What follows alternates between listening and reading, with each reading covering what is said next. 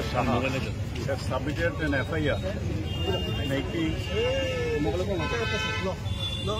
all allegations against the Union Minister and BJP leaders.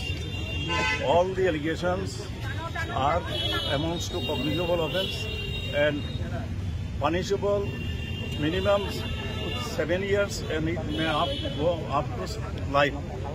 And our Honorable President Rashid Shaha specifically demanded that immediate investigation and immediate action and immediate arrest of those persons.